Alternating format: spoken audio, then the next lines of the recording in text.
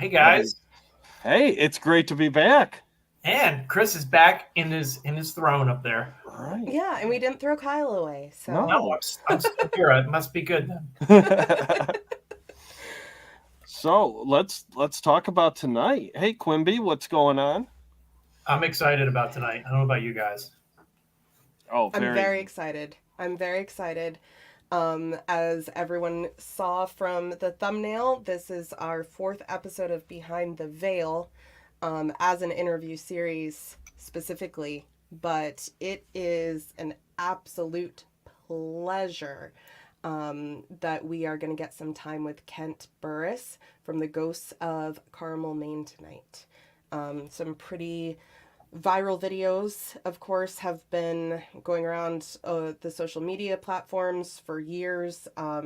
We stumbled across some of those said videos recently and knew that we needed that there must be a bigger story and that we needed to hear it, right? Yeah, I mean, And it really intrigued us. I mean, some of the videos I was, as a paranormal investigator, you see a lot of videos and stuff, and I saw them, and I'm like, wow, this is really, really cool stuff. There has to be, like you said, more to this story. mhm. Yeah, so um, should we just bring him up? yeah, He's here without Do it. right further now with ado, us. All right. How you doing? welcome. Hey, Thank Ken. you. Hey, welcome. Thank you.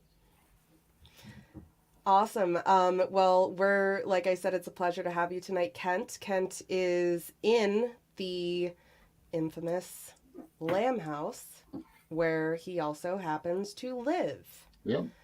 Um, and we talked to you just a little bit before the break. You've been there 9 years, right? Yes. Yep. 9 years. All right. That's a long time to be at one haunted location. Yeah. Um, I Probably can, one of the world's longest paranormal lockdowns. Yeah, yeah, that's true. yeah, Yeah. How no did kidding. you get to the Lamb House originally? Are you from the area or? No. No, we Okay. moved to Maine and we lived down in Florida. And my wife's originally from Maine, and her parents moved back to Maine from Florida. And my wife wanted to come back. So in 2012, we moved here to Carmel. First time I ever been in New England states. Wow. We first lived in a camper out behind in the back of the yard of my in-laws, and we went through 2 winters in that camper. I'm like, say, no, not again. I'm not going Yeah. through a third winter. So my wife was working at a mini mart in Carmel, and the house next door to the mini mart came up for rent. And she asked me if we wanted to rent it, and I said, "Yeah, let's rent it. I'll rent anything." I went out of this camper. I didn't even see the house until the day that we were moving in, and the owner showed up and handed us the keys. This is the first time I ever stepped in the house. So have you gone back and since talked to the people that owned the house previously? Yes. Did Had a they lot of- any activity for them? Actually, quite a few people experience activity in this house. When we moved in here, my son, he took a job over at the Mini Mart Joshua, and one of the customers that said, "Hey, are you the guys that moved into the house there?" And Joshua said, "Yes." He goes, "I lived in that house. Do you know it's haunted?" And the guy was telling Joshua it's haunted. They moved out of here. And Joshua told me about it, and I'm kind of just blew it off, haunted. I knew there was stuff going on here because the next day after the very first full day we were here, I was getting ready for work and stuff happened. So, but I just didn't want to acknowledge, that the house was haunted. And then another former resident contacted me, Kevin, and he said he lived in the house and told me his experiences. And another person contacted me, and it just more and more people contact me that lived in this house, and they definitely have stories to tell of stuff they encountered. Right. So, yeah, you had told us before we went live that it had been maybe 3 years of living there, kind of having experiences and doing kind of everything you could to just not acknowledge it and just try to Yeah, tell your mind that it was, I don't know, in your head or, um, and I can relate to that. I think most people actually spend most of their lives experiencing things that are paranormal in one sense or another, and just finding a way to just write it off, right? Because the Yeah. logical mind doesn't want to accept it. Well, I've been working on a video for the last 2 or 3 months. It's going to be my next video I'm going to release, and I'm going to explain a lot of things in that video that'll help people to understand exactly why I ignored this activity and why I wanted nothing to do with it. You know, it was just from past experiences with some pretty dark things. I just didn't want to get involved. Whatever it was, I didn't want any part of it. And will that video that you're working on be on your YouTube channel? Yes. Yes. All right. It will. So everyone in chat with us tonight, hey Stacy, hey Brittany, thank you for joining us. For everyone in the chat with us tonight, make sure I did drop the link right there in chat to Ken's channel, the Ghosts of Carmel Maine on YouTube. Make sure to subscribe and turn on the notifications so that when it's uploaded, you can get the first look, of course, of that video. I know I'll be watching. Yeah, we have a question in chat here. And you can give us as little or as much as you want. Because I spend hours going through your videos and looking, because there are going to be some clips from your channel that we're going to watch and discuss together tonight. But as I'm watching, I realize that there is definitely a big story here that you've spent years kind of scratching away at to get to the bottom to get to some answers. So yeah, is there a history with the house, and is there kind of a little bit of a I don't know, a summary that you could give to somebody who hasn't heard of your experiences before? History in a nutshell. The house Yeah. specifically put together, and I say put together because there are sections of old buildings that were moved here on this property. The room I'm in, this was the attic of an old schoolhouse. Downstairs was the one-room schoolroom. And middle section of the house, a dining room and what we call a witch's window room. That was a building that was attached to a doctor's home, and that was kind of like an infirmary where he treated people. Oh, and wow. It was kind of a little infirmary. When people were hospitalized and sick, they would be in that building. The garage, or what people call a barn, that was actually an old schoolhouse that was moved here and converted into a barn. And the purpose of this property was the undertaker of Carmel, Edmund Lamb, he had to put together a funeral home or a funeral parlor because everybody was wanting their loved ones to be prepared for burial now at funeral parlors. They didn't want to do this in homes anymore. So 1900, I mean, he had to get with the show and come, up to modern times, and had to put a funeral home together. And this was it. Wow. This house was the very first funeral home of Carmel. Yeah, I did catch all that from watching just the few hours that I was able to put into and as I was going through your story, and I tried to go throughout the years and catch some updates, but I personally catched a lot of that history, and I just find it amazing. I believe there was also a little video you had at one point where it kind of shows like a drawing of what the separate properties looked like, and then now that they've kind of been connected, right? Yeah. Yeah. There's another question we have in chat from Melissa. Have you noticed a decline in activity from ignoring when you first moved in versus acknowledging the activity that's going on in the house? Oh, definitely. Once I acknowledged the activity, it got stronger and stronger. Right. So the opposite of that then, Melissa. So instead of the activity declining, it got stronger once it started to be acknowledged, but I'm sure that's what she meant. Now, is But this I have backed off from doing investigations in this house. I personally have backed off. And there's a lot of reasons for that, because the activity is getting so dark, I had to back off from it. Have you noticed, is it just the house, or is it the surrounding areas that are haunted too? Well, it's the surrounding areas. Okay. There, no doubt. I mean, this house sits in a triangle, and it's also nicknamed Village Triangle. And I traced it back and did a lot of research, and it turned out, back in the days, there's a lot of Freemasons in New England, and they designed a lot of the roadways. Mhm. They designed communities, and they had specific designs and ways they wanted things set up. There's no doubt this was designed by the Freemasons, this triangle.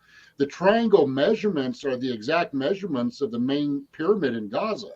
Oh, wow. Exact same measurements. Wow. And this triangle points directly east, I mean due east, and everything about it, the address numbers, the coordinates, with the triangle of Tesla 369 on the triangle. Well, the geometric measurements of the Egyptian pyramids, the measurements come out when you do the doubling numbers, comes out to 369.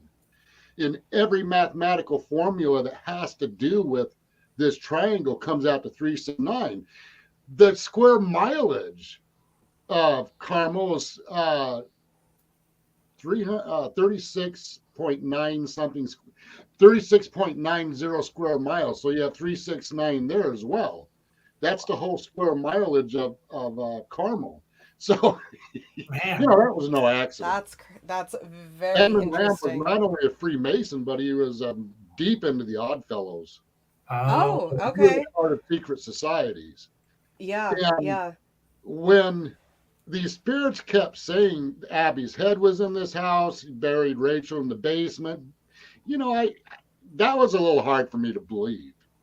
But when they lead you to bone fragments, but it was still okay. I found the bone fragments, but what if this was an old burial ground? What if somebody is buried on this property at one time and people forgot about it? I mean, that happens. But they kept saying Edmund this, Edmund that, Edmund killed, Edmund hid their bodies, Edmund hid their remains, Edmund hid Abby's head. None of it made sense to me. Well, why would Edmund do that? But when I found out he's with the Oddfellows, that made a whole lot of sense. But you're right, it took a long time to piece this all together. Yeah. It's and I definitely suggest that everybody, for any in-depth questions that you have about the stories that Ken's talking about tonight, please check out his channel. Because it's very interesting and enjoyable. For me, it was enjoyable to see you get these little bits of evidence here and there, and then as the years go by and the months go by, making different connections and whatnot. And it's really interesting that you mentioned that about the triangle, because I personally find triangles just keep coming up in my life, man. Discovered the Bridgewater. Chris and I, like I said, are very, very new to the paranormal world. Just last August is when we dove headfirst. Discovered the Bridgewater Triangle. Of course, everyone knows about the famous Bermuda Triangle. Metaphysics, which I believe have links to the paranormal as well for certain entities. The extraterrestrial. Yeah. There's triangles everywhere and they all kind of connect. So tell me about, for the people that have probably seen the videos, which unfortunately I think a lot of people clip those and don't always give you credit. I'm so glad that I was able to find you though. Yeah. Yeah, because I was going through YouTube like, wait a second, what did I just, or it wasn't YouTube, it was TikTok. What did I just watch? I need to find the original source of this. And it did take me a little digging, but luckily there were some people on TikTok that were like, check out Ghost of Carmel, Maine, man. So for the people that have seen the videos, you may know what you refer to this entity in some of these clips as. And I'm wondering if you still refer to him as that, the nickname Shadow Dude. Yeah, the only entity I referred to as Shadow Dude was actually the entity on the porch. Through the window, he'd show up there and smile and wave and just sit there and stare at us. And, I mean, that's the one I nicknamed Shadow Dude. Okay. Well, when I captured another entity upstairs, I mean, I assumed that was Shadow Dude. So I'm like, wow, he's coming in broad daylight now and he's coming through the window and, Shadow Dude's here, but no, that wasn't the same entity. And it took me a little while to determine, no, these are different entities. They're not all the same. Do you have a rough estimate of how many you think are there? Spirits? Yeah. It, you know what? It varies. During investigations, they give all kinds of different numbers. And what's really interesting is when you ask them, they answer real fast. Mm-hmm. You know, and then sometimes they'll say, like, hold on. Then they answer. You know, Oh my God. Like, hold on, let me look, let me count. They're very intelligent. I mean, Yeah. when we do investigations here, they intelligently answer questions. And it's just like I say, okay, just to verify, it's like my son Michael came to visit, just to verify you guys are here and this is equipment's working. Who's this? And I'm pointing at my son, like, Mike. And they go, Michael, you know, so it's, I mean, there's people that come into this house and they bring their own equipment. And, you know, their jaws drop. They go, I can't believe how intelligent they are. And they don't have any quim about withholding the information. I mean, they just talk. Wow. And when you first got into the house, you didn't have any kind of interest really in the paranormal, right? Oh, no. It just happened upon you. And you were there 3 years till you kind of, like, what happened to push it in and be like, okay, this house is haunted. I believe it now, or I know what I'm experiencing now. What was that one thing or multiple Well, things? the thing that finally prompted me to look into this is, you know, I've heard footsteps coming up the stairs and I usually just ignore it. You know, you'd hear the footsteps in the bedroom and you're sitting there thinking, yeah, the house, that's just temperature change. That's the floor creaking. It's not, you know, anything to do with spirits, you know, and you just put the stuff in your mind and cast it out. Well, one night it was pretty loud, the footsteps coming up the stairs, and you can hear it walking up the steps. And you kind of, and my wife was in bed. She was asleep. She was on the other side of the bed facing the window. And my back was turned to the closet, which is that way. And my face was facing the window. And I just heard those footsteps. They woke me up and I could hear it getting closer and closer to the top of the steps, walking into the bedroom. And then the bed nudged. And then I hear this female voice that goes, help me. You know, and I sat up in bed and I'm like, okay, that was my wife, because that was a loud, audible voice. And I'm thinking my wife's talking in her sleep. So I'm sitting there staring at her, waiting for her to say something again, because usually if she does talk in her sleep, there's going to be more. Mm-hmm. You know, that's the way she operates. You know, she's having some strange dream. And but your anyway, brain always goes to, yeah, that was my wife, Yeah. right? Your brain always wants to go to the logical explanation, the logical explanation that we're conditioned to. Yeah. So then I lay back down. I'm just looking at the back of her head. And all of a sudden I feel this tapping on my hip. And then I hear the female voice say, help me, Kent. She says my name. Wow. Well, I sat up in bed. In fact, where I'm sitting right now is where I was sitting back then. I mean, I'm sitting on the edge of my bed just saying, what the hell? You know, and I'm thinking, no, you know what? There's something going on here. That just verifies to me this is definitely something going on. And that's what prompted me to finally pick up a camera to see if I could capture any of the voices, and I did. And I was quite shocked. Then I went around and started taking a lot of still shot pictures, and there's a lot of things captured in those still shot pictures. You know, and I didn't know anything about the paranormal. Yeah, I was going to ask. So your first, the first equipment you used was really just cameras. Yeah, From- just a yeah. cell phone camera and a cheap digital camera that we have. And then people started reaching out, or did you reach out to paranormal investigators, people that could Well, I give did you call. advice or help you? I did contact a paranormal investigator after I took pictures and had recordings, and they came to the house. The guy that actually was his paranormal team, the guy was actually a jerk, but he had two guys with him that were pretty decent guys. And they were talking about their equipment reacting, and they said, I've never seen my equipment do this before. And I go, what is it doing? He had an EMF meter. Mm-hmm. And he said, it's going off. I'm like, okay, it's going off. What does that mean? He goes, that means there's something here. Yeah. Right. And I go, well, what caused it to go off? He goes, well, some type of EMF energy, or there's a spirit standing here. He goes, I've never seen this go off ever. Of all the investigations we go on, this does not go off.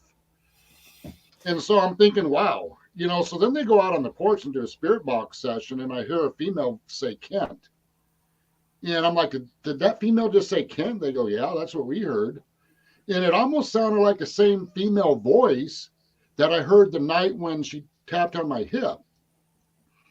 Well, I wanted to see his what they came up with. Well, he was supposed to put it out on YouTube video so I can watch it to see what they captured, and he never did put anything out. In fact, the group split up, and then he said he lost all the footage. Like, whatever. So I called another paranormal investigator, and Dark Falls Paranormal. She's the one that's on the very first video on the YouTube channel, that she came to this house, and she said this activity is amazing.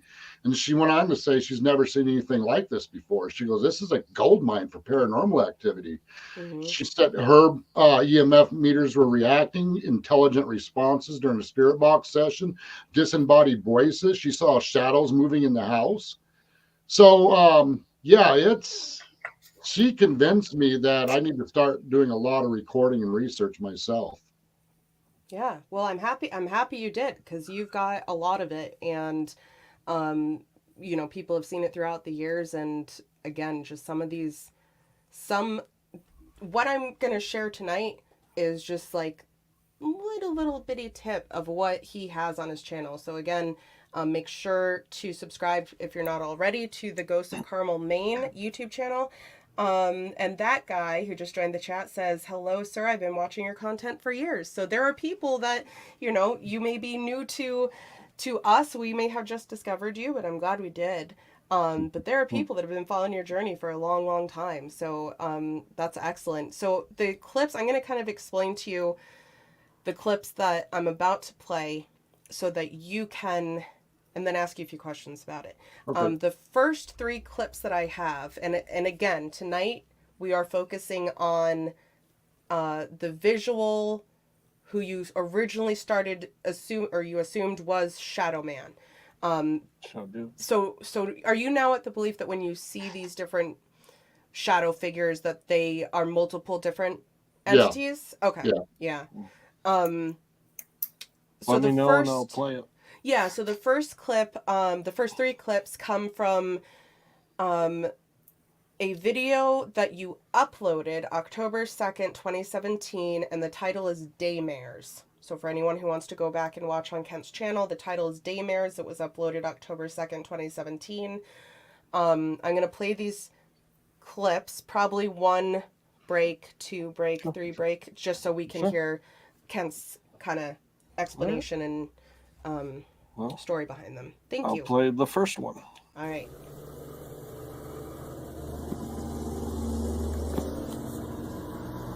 Oh, great. Now the mowing. What the hell?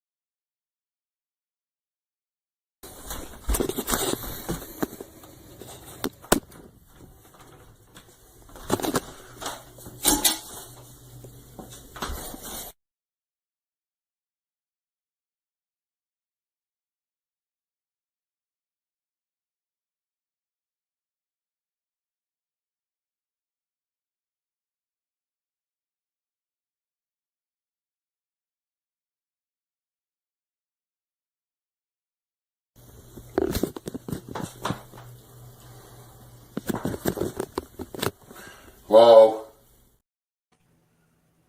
Okay. So that's the first one from the video titled Daymares on Kent's channel.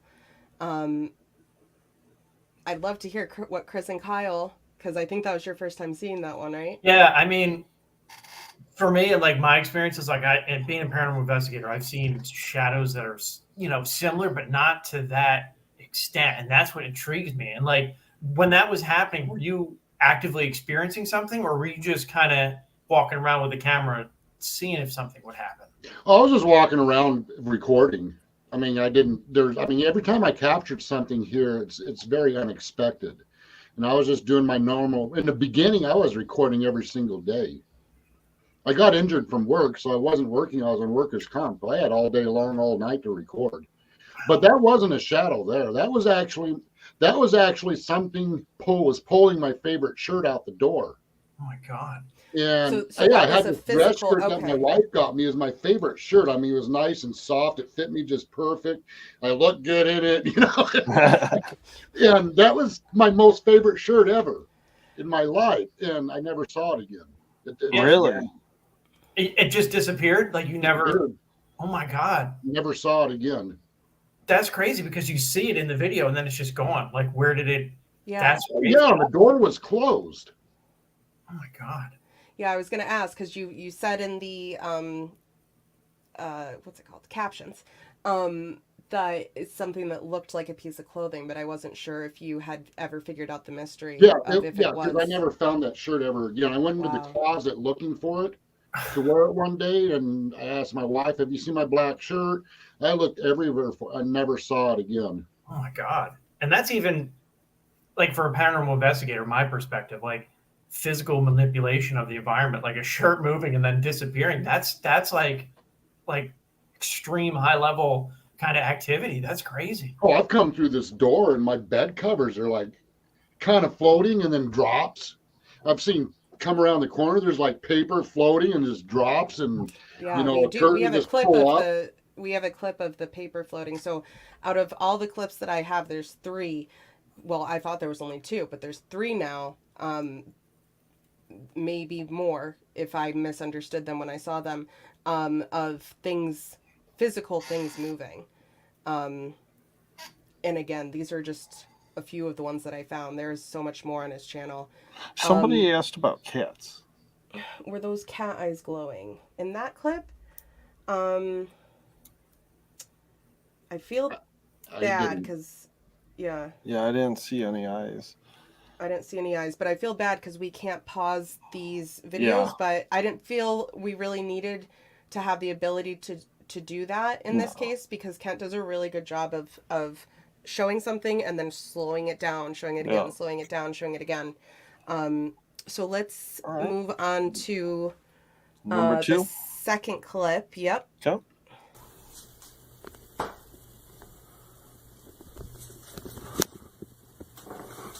Okay, there he is in the window again.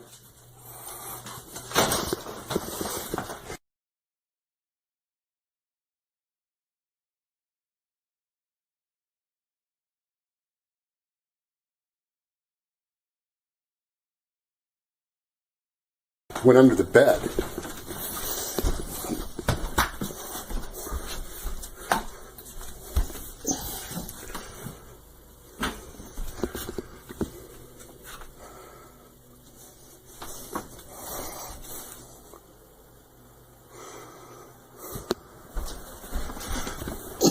Black teddy bear.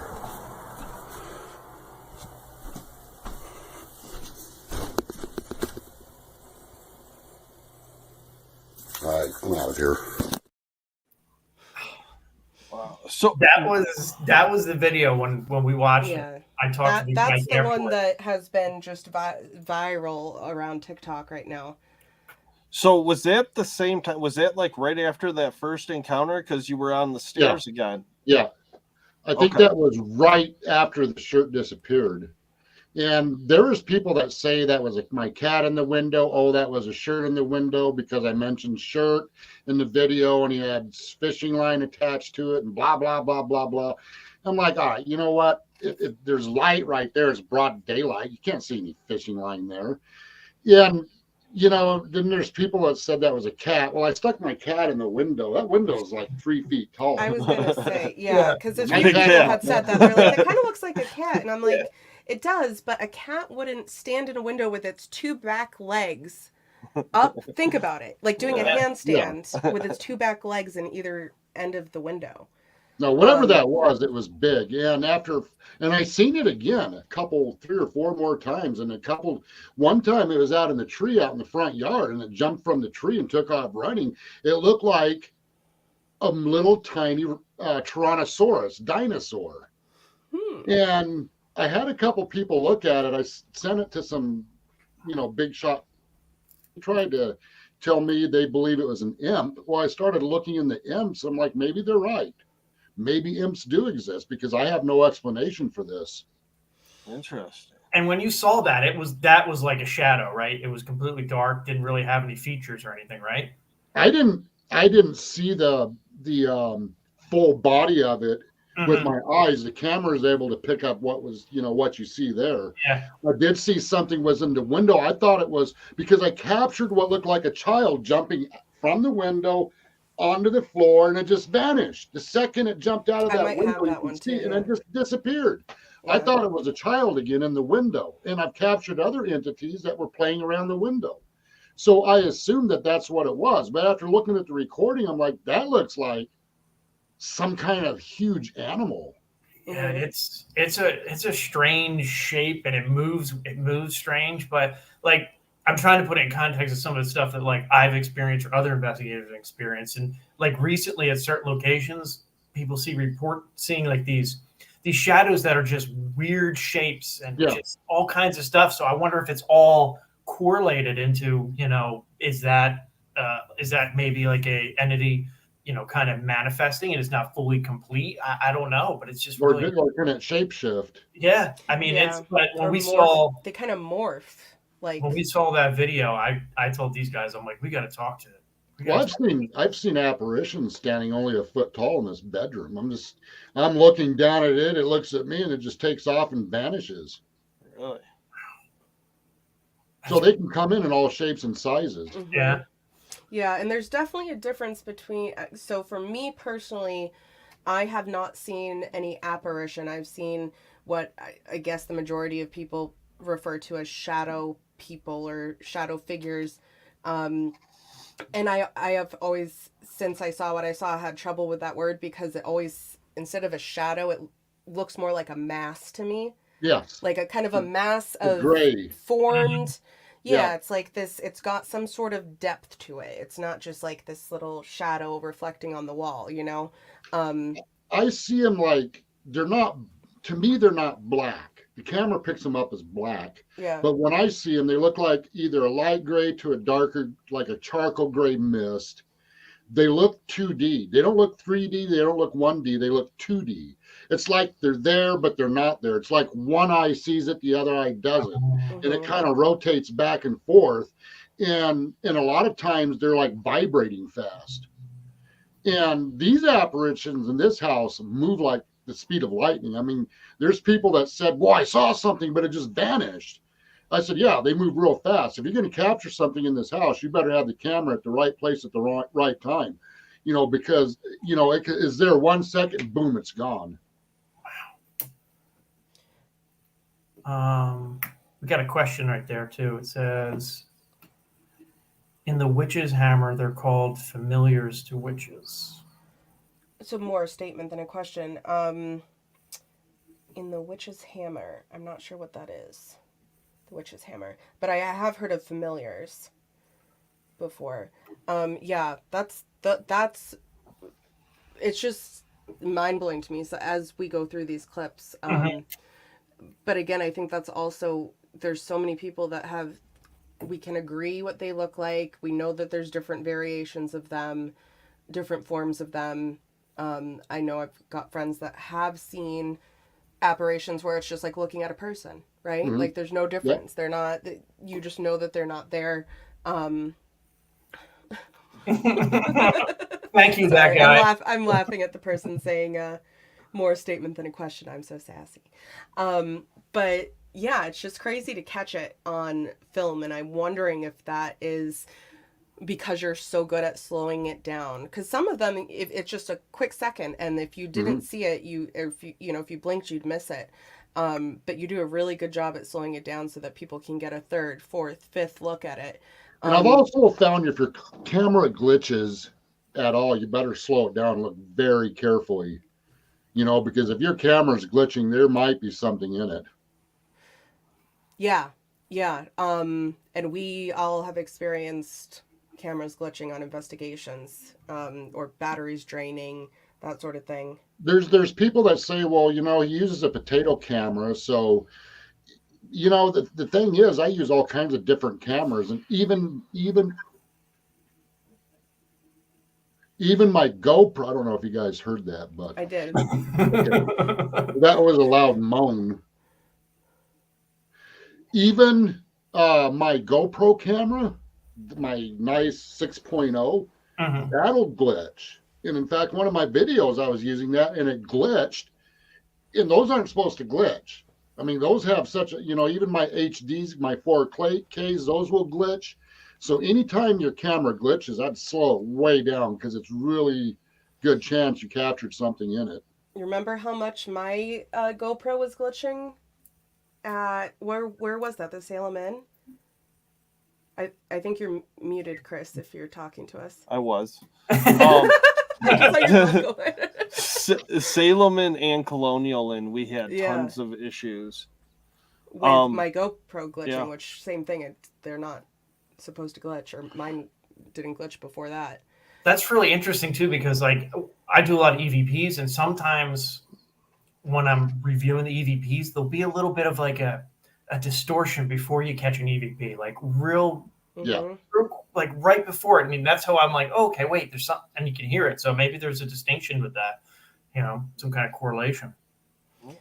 So let's play the last clip that we have from the video on Ghosts of Carmel, Maine, titled Daymares. Again, this was uploaded October 2nd, 2017, and this is the third clip from that video.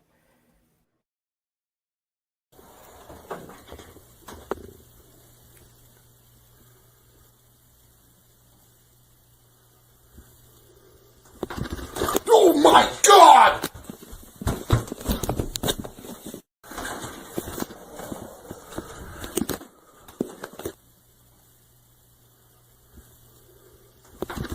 Oh my God!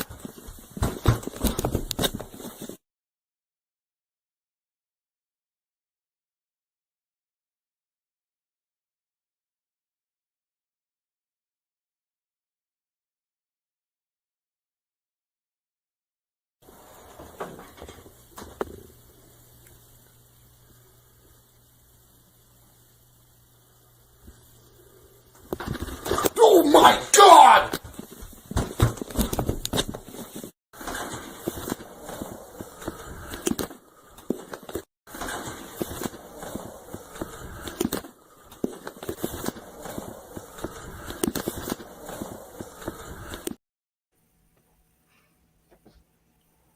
Yeah, I pulled a muscle on my back really bad. I was I gonna was, say. I was about to say that one gotcha. That one Yeah. surprising. And that was the same size as what was in the window. And that's when people say, oh, he's got a potato camera. Well, that camera totally glitched out. It was like the energy level. I felt static on my face when I saw that. You feel the static all over you, and it affects your cameras.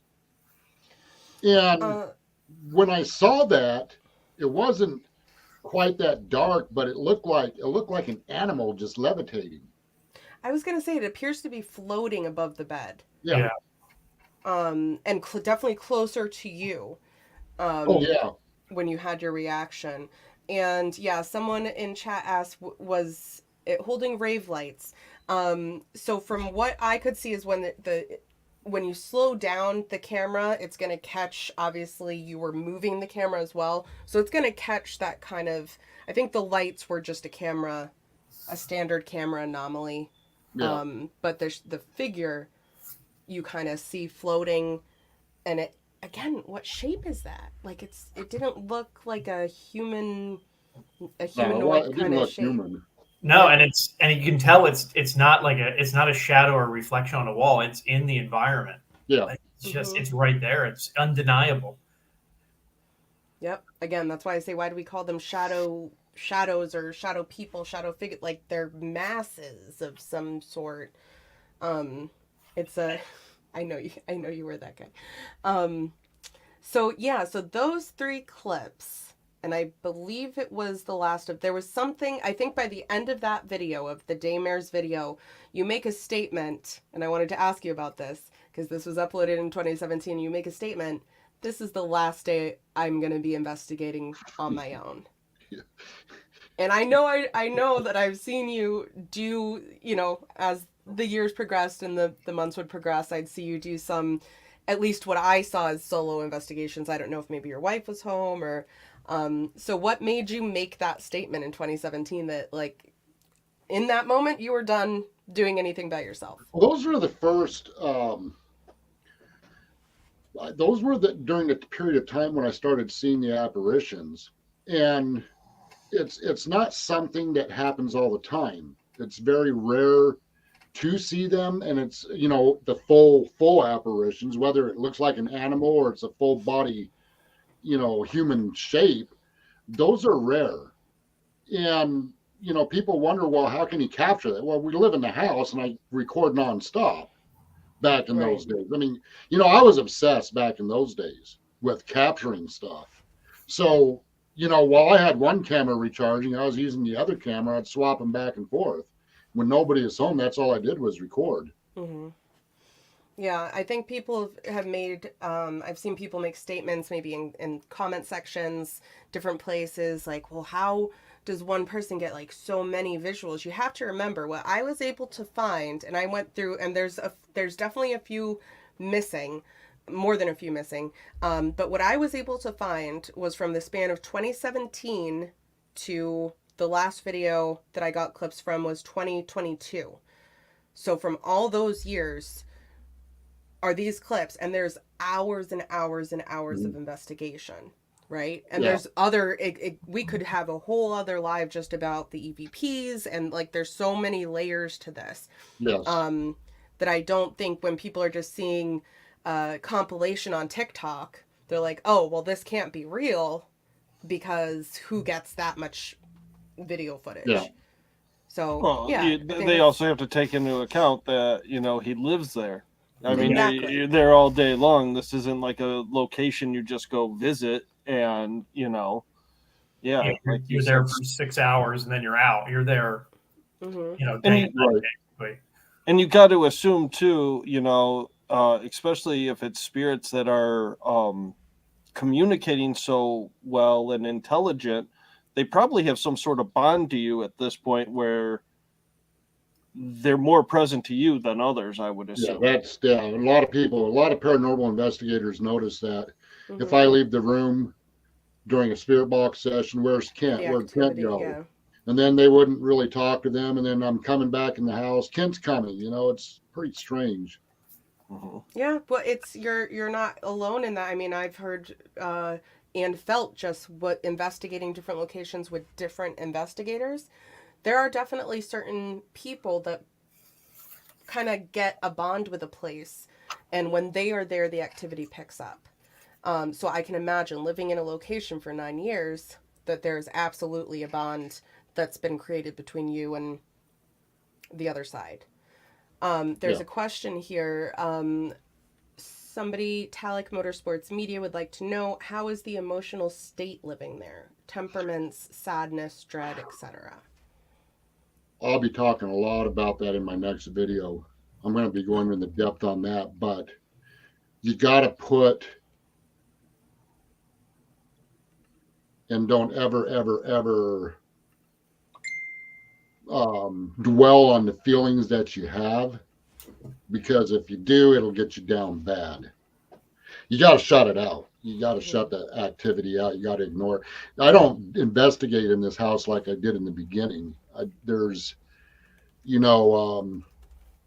haven't really personally done a full investigation in this house for about 3 months now.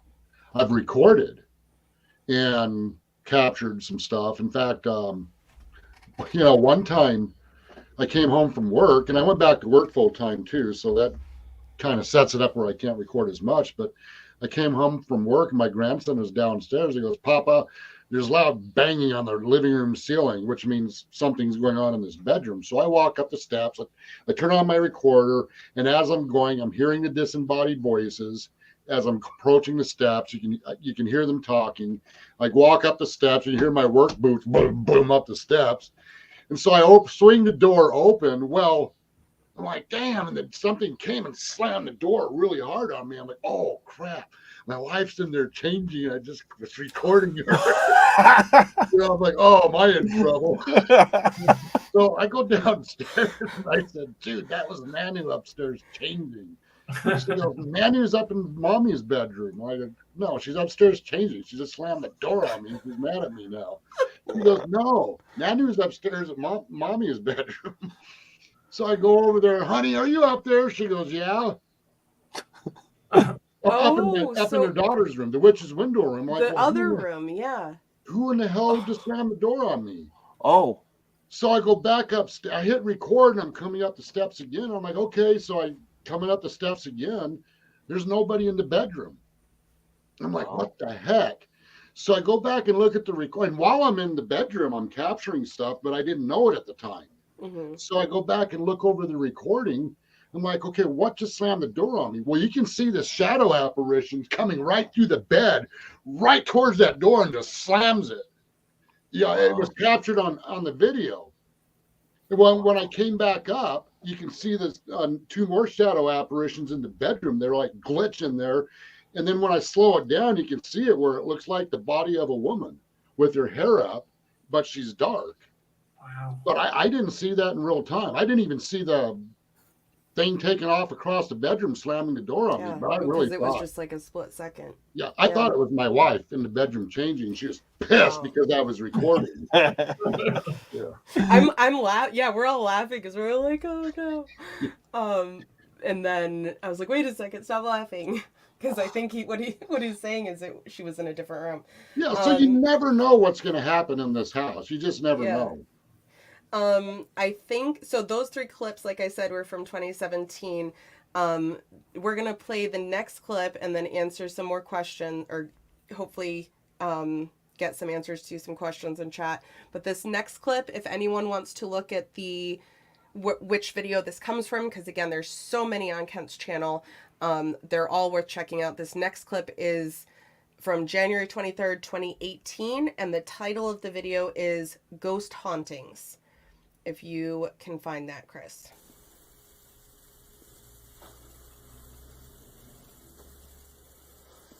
Are you talking?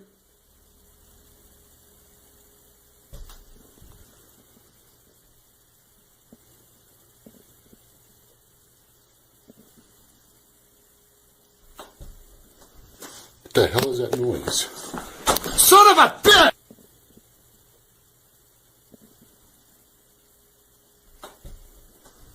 What the hell is that noise? Son of a bitch!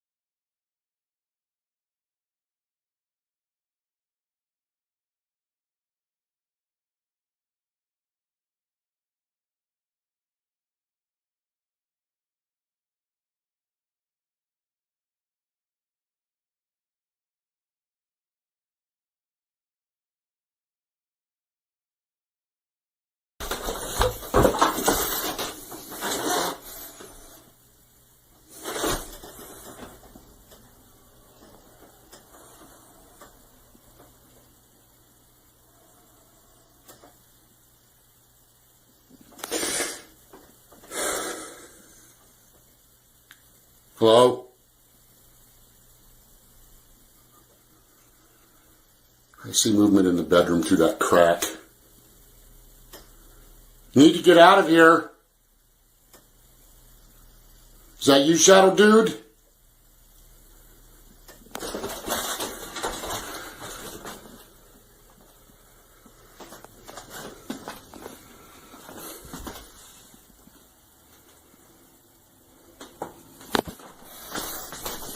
I don't ever turn this frickin' light out. I don't even know how this light got out. I leave this light on because of certain reasons like this. Hello?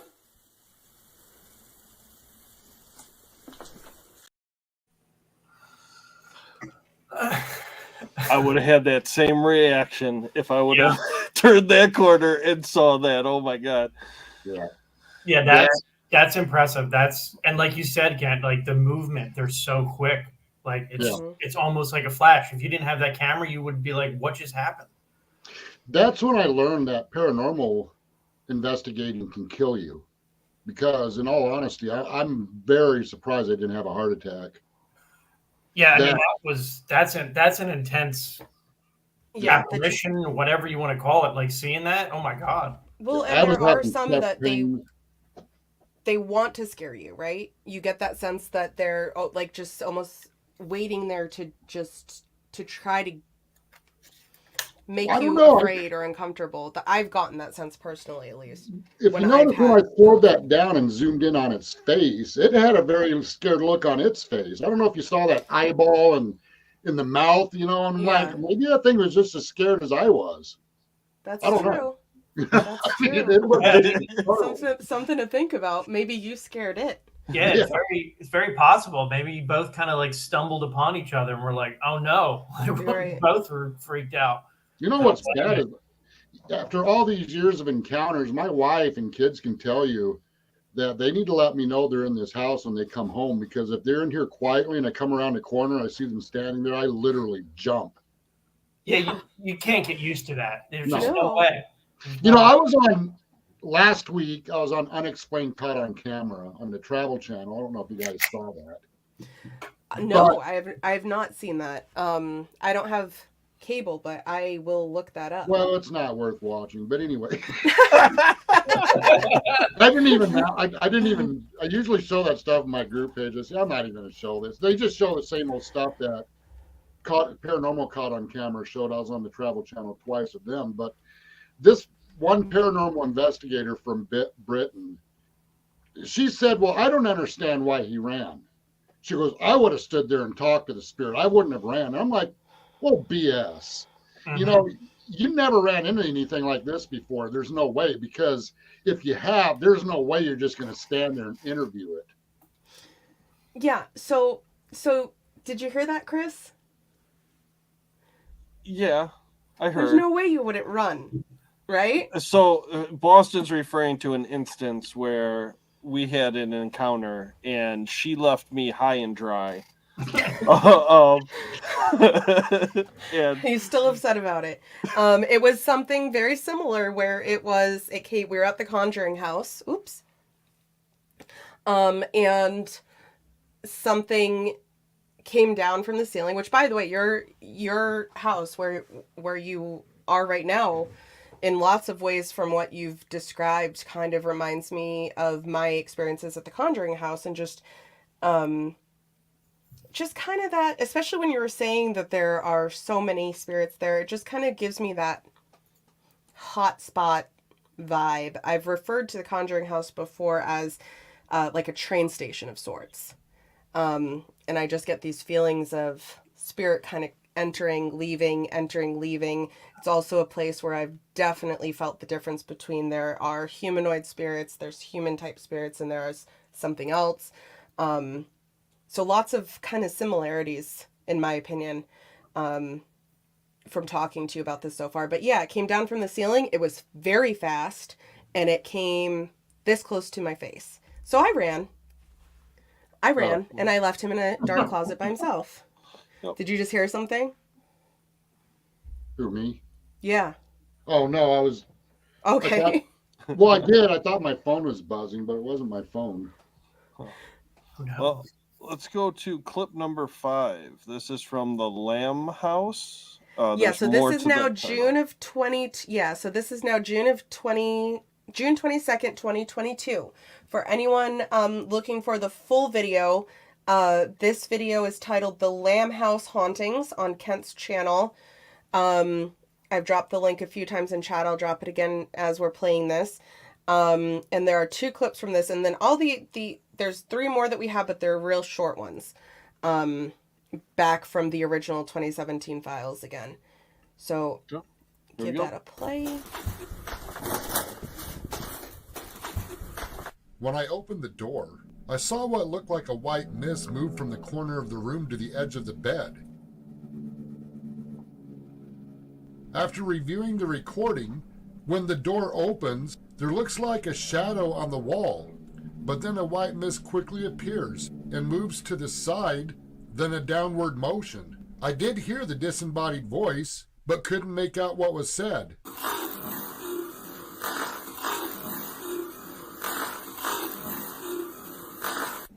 After closely examining the footage, there did appear to be an apparition standing in the corner.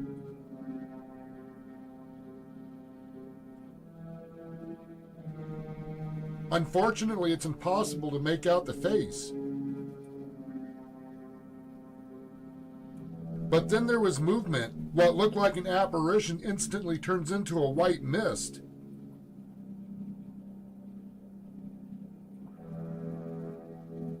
The mist moves exactly like an orb, then disappears behind the bed. I've had a theory orbs can quickly change into mists, and the mist can quickly change into an apparition, then quickly change back and vanish. I see these mists move in my room almost every night, but this is the closest evidence mists are, to me, undeveloped apparitions that can quickly form into a full figure and back into a mist.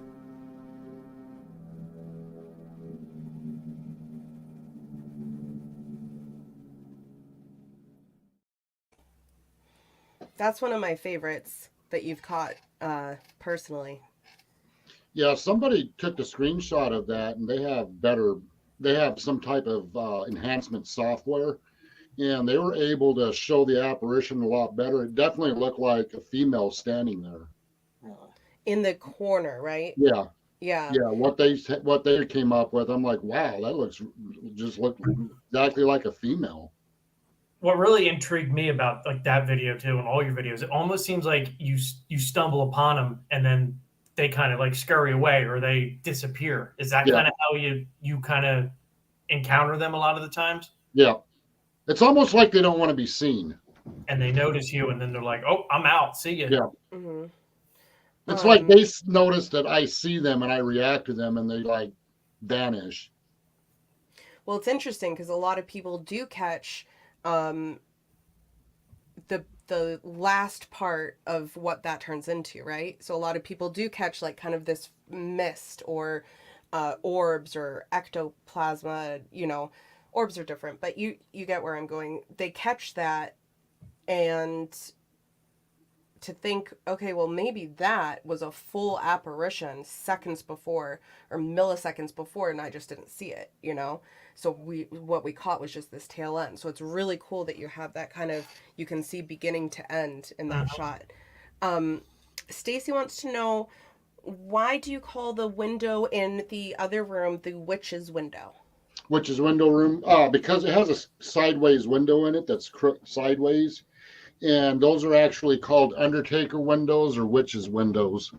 They're nicknamed that from old folklore tales or whatever. I mean, so we nicknamed that room so people understand what room we're talking about. We nicknamed that the witch's window room. Okay. Right. Yeah, I thought I had heard that term before, but just because I had seen that window. Yeah, that's a very interesting room as well. I mean, so most of these clips that I've played so far have been from the room that you're sitting in right now, and not from the witch's window room. All right, so let's just hammer these out so that we can. I think there's one more kind of long one, and the other ones are just 30-second clips. Yep.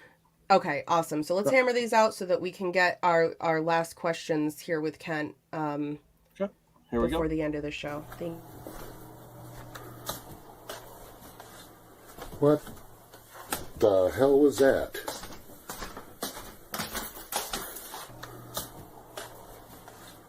What? I saw what looked like a white piece of paper floating across the stairway. We have seen papers levitating in midair and drop. When I viewed the recording, I was shocked to see a dark figure walking in front of the door. It looked like it came from the closet wall and walked right past the outer wall, based on its movements. I have seen this exact same shaped apparition before. 4 years ago, this apparition was captured in the living room. It looked like someone picked up a child and walked away. This time it looks like it's carrying a piece of paper. If the front section of this house was a former schoolhouse, Could this be residual energy of the school teacher?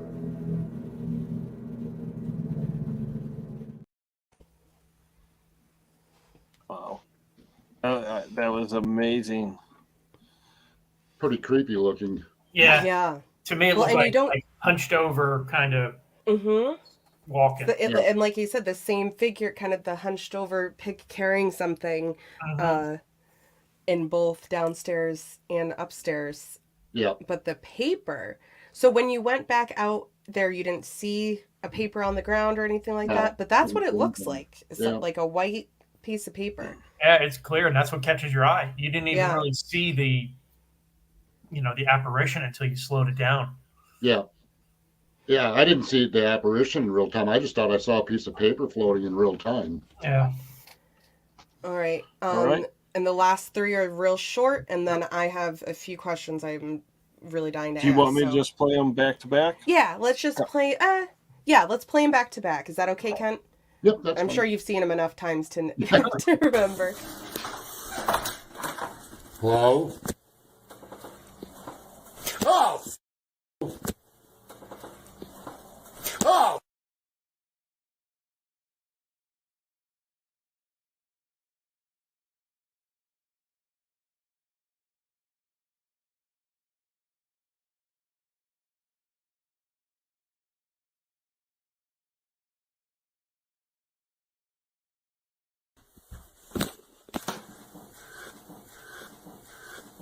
Okay, I'm done with this crap.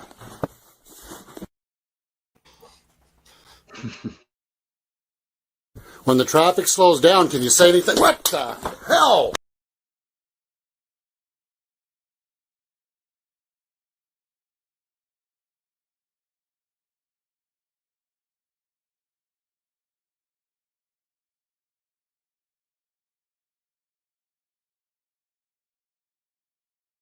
The traffic slows down, can you say anything? What the hell?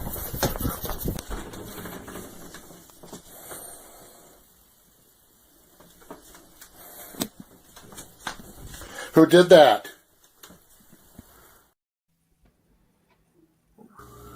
Is anybody in the house?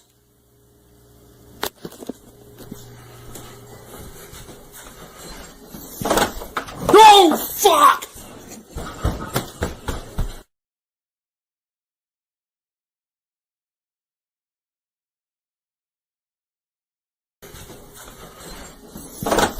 No!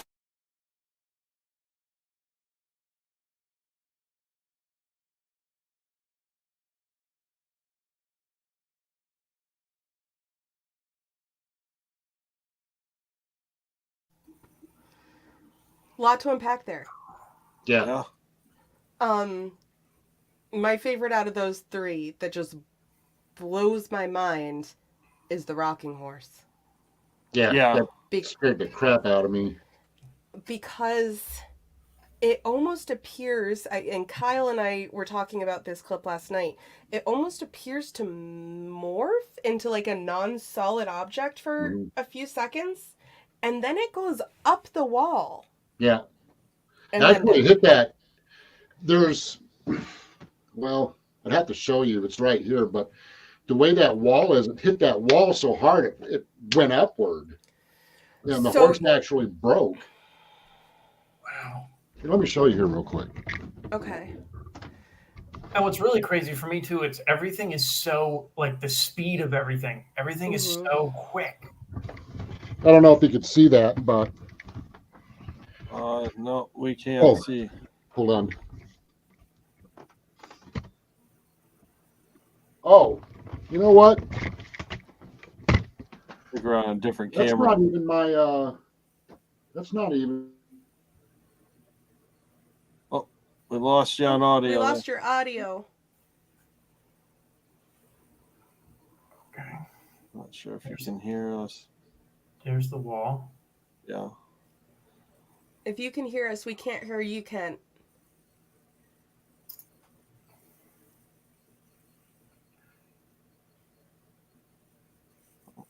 I think maybe figured it out. No, we can't hear Can't you. hear you. We can't hear you. We can't hear you. Oh, you can hear us? Okay. Yeah, we Okay. can't hear you at all. We can't hear you. All Okay. right. Give you a moment, see if you figure that out. Yeah.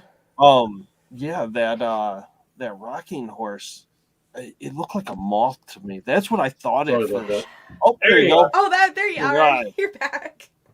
Yeah, it, like that. Like we we're talking about the rocking horse cat. It looks like it like Boston said, it morphs. It moves too quick to even be. It doesn't even look like an object. It looks like almost like Yeah. a bird or something. Like or Chris just said, a moth. Like it just is so. I don't even know how to make any sense of it.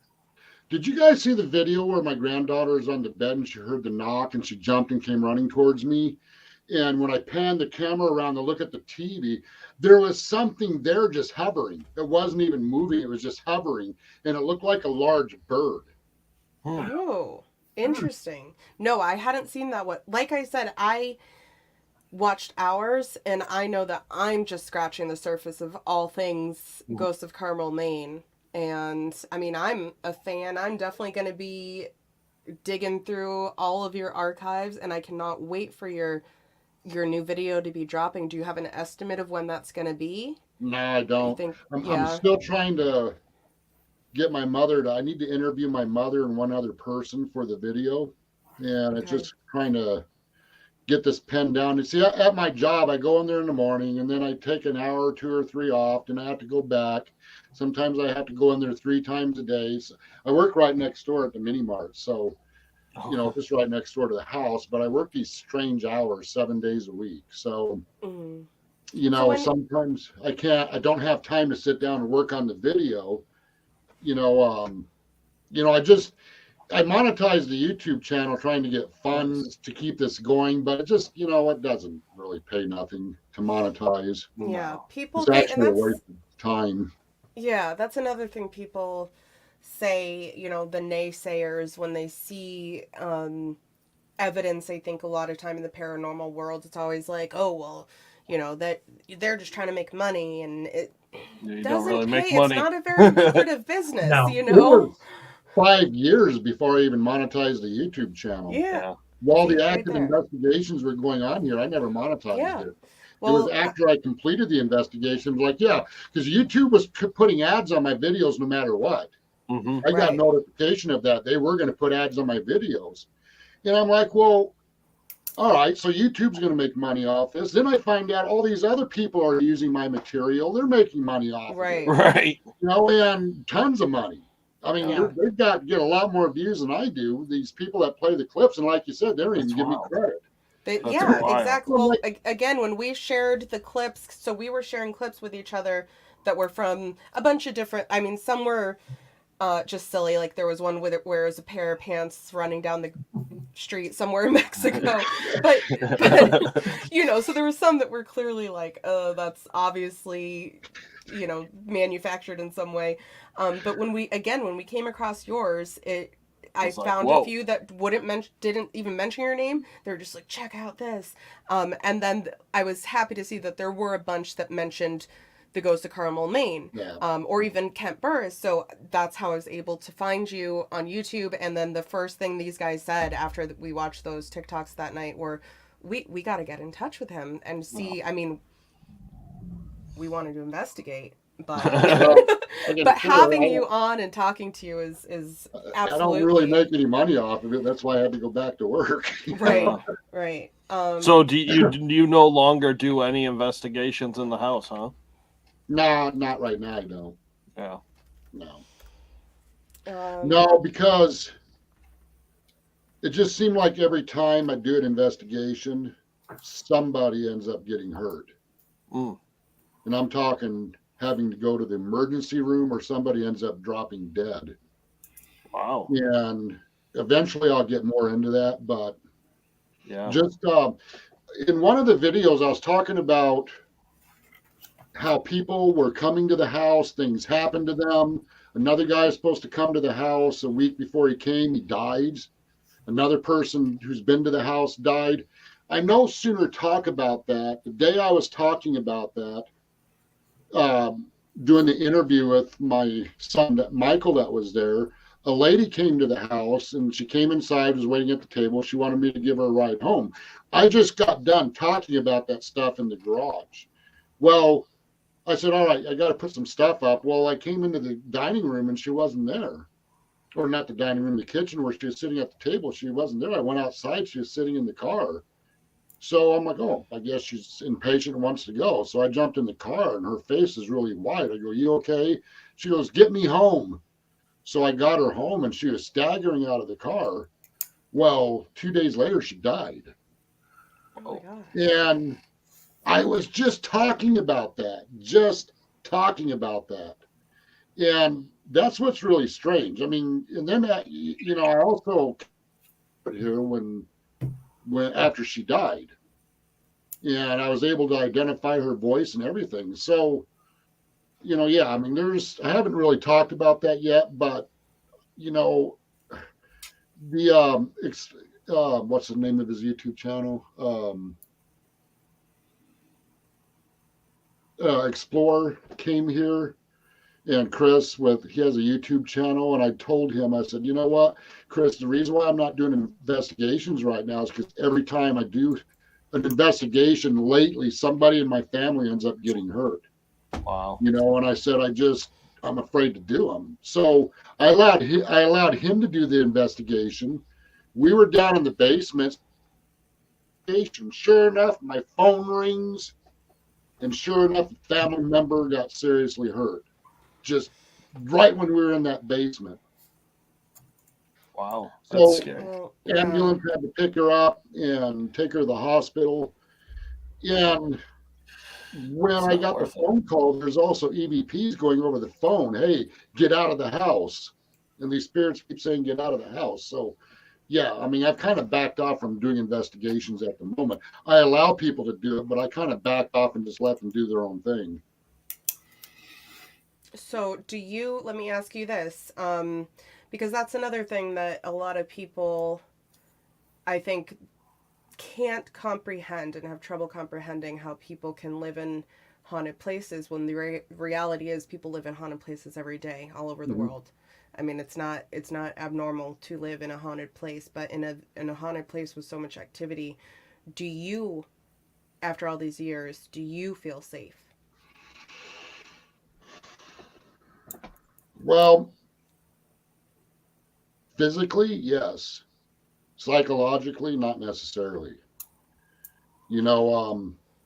Most of your attacks from demonic entities, psychological, it's not physical.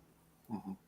And the psychological attacks and the way they attack can be quite devastating. I'm going to be talking about that in complete depth in this next video.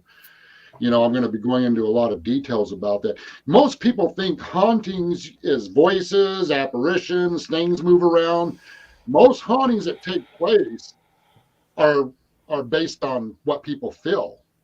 And they may not even realize there's a haunting going on, but it's a feeling that they're haunted with feelings. I mean, their spirit is like feeling what another spirit feels, and they don't realize that they're actually being haunted. You don't necessarily have to have things moving in the house, footsteps, or the physical signs that there is a haunting.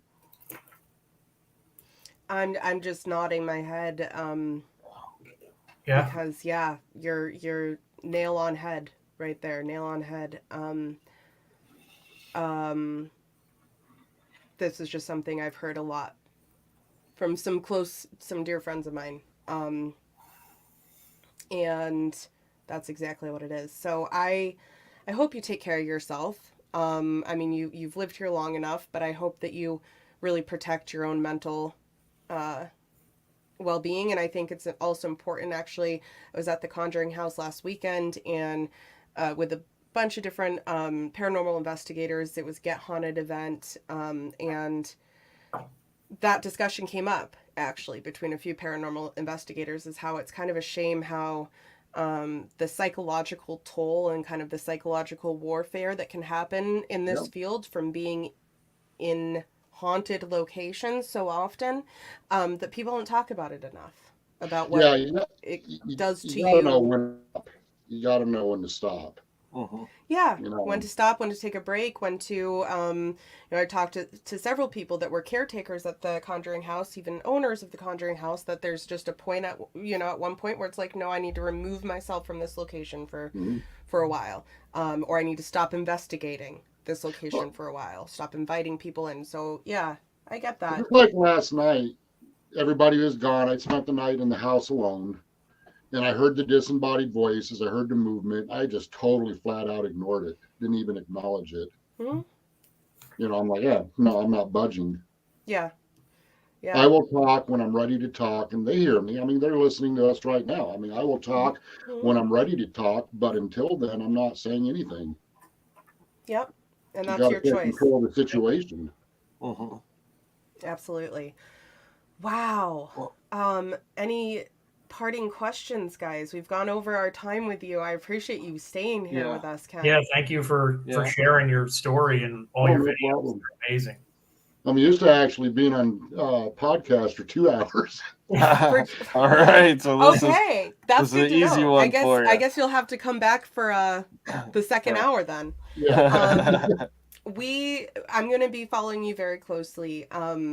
We've shared your link several times in this chat, so even for people that are coming in watching the replay, if this is the first time you have heard of Kent, so far everyone I've asked in the paranormal community has heard of you. So, but if this is your first time hearing of Kent, hearing of the Ghosts of Carmel, Maine, there is so much more to this story here. Mhm. So much I more. think for people to start out watching Ghosts of Carmel, Maine, I mean, there's so many videos, but I think watching the Ghost Chronicles series is probably the best way to get everything in a nutshell of what happened from beginning to this next video that's coming out is the final chapter of Ghost Chronicles. So, yeah, I mean, that'll give them everything in a nutshell from beginning to what's coming up to an end. And these were the more recent ones, right? Well, I go back from the very beginning. I show footage that I've never shown Well, before. I mean, more recent as far as uploaded Oh, onto yes. the channel. Yes. Yeah. So that was my mistake, is I started from the very first video. Now, And I if you watch just couldn't Ghost stop Chronicles Chapter 1, it's Okay. below Chapter 2, but you got to work your way up to go the videos up. So, Got it. I don't know how to put those in order the way they should be. I just post them and walk away and go do my thing. But yes, I do investigations at other locations. In fact, there's a number of videos where I've gone to the Southwest Harbor House, the Bangor House, the Stephen King House. I didn't get Yes. inside Stephen King's house, but we did an investigation out front of his house. Yeah, you've got some cool locations up there. I just moved to New Hampshire, I was telling you, but I had lived 13 years in Boston. Very familiar with New England, and I've family up in Maine. Jefferson, I think is the town it's right outside of Portland. Well, not right outside, but like an hour north of Portland. But yeah, you've got some great locations up there in Maine. I know you're not doing investigations right now at your location, but we will stay in touch, man, because if maybe we could all go somewhere and go to a different location together and investigate together. Oh, you guys just need to come to the Lamb House. I mean, we want to. You said you're Well, not you're- doing you're welcome investigations to. currently. Oh. You're welcome to? Yeah. I may not get involved with the investigation. You're more than welcome to come to this house. I do have an open door policy. And guess how much I charge? Wow. How much? 0. I don't charge any money for people to come here. Wow. That's another thing that the naysayers who are only getting little bits and pieces of the story need Yeah. to realize. That would be absolutely incredible, Ken. Well, I like it when people say, well, he uses specialized software. I edit all my videos, and other paranormal investigators see my equipment. I use a Yeah. Yeah. Windows 7 laptop, and I use Movies Essential 2011 or 12, whatever. Just a basic, it's an editor that comes with Windows 7. I don't have any Yeah. special software. Yeah. Oh, hey. Yeah, but again, Um, if you're inviting people to come into the property to investigate, to see for themselves, Oh, yeah. free of charge. So this isn't like a big, making stuff up to make money. I just don't. I didn't get that feel from you from the beginning. From watching these clips, I never charged anybody money to come to this house. All That's right. amazing. Well, That's amazing. We're I think we'll have a Definitely gonna think conversation long and hard on at some that, yeah. point. And I've tried to go to these high profile locations, and what the money they wanted, I'm like, yeah, never mind. Yeah. I mean, I get it. There's especially for locations that they really need the help with preservation, like the Friends of White Hill Mansion, for instance. Kyle, every single penny keeps this place open and keeps it from people coming in or the city coming in and destroying it. Yeah. So that the history, they're keeping history preserved by accepting donations to a haunted location that's going to help the preservation. So I'm all for things like that, because I think that is important to keep these preserved and not, knock them over and build. What's that song? Paradise. Yeah, I don't know. Oh. Put up a parking lot. Okay. Pay paradise. And, put up And with okay. that, Boston is Yeah. singing, and we Yes. are going to wrap the night. Kent, Yes, thank you so please. much for Thank joining you us. Thanks for so having me. much. If you could stay just 1 minute once we end the broadcast, just so we can say goodbye and thank you Okay. personally. All right, everybody. Thank you, everybody, for tuning in. This is me, Chris, Boston, Kyle, and Kent from Haunted Road Trip, and we will see you all later. Good night. Good night, everyone.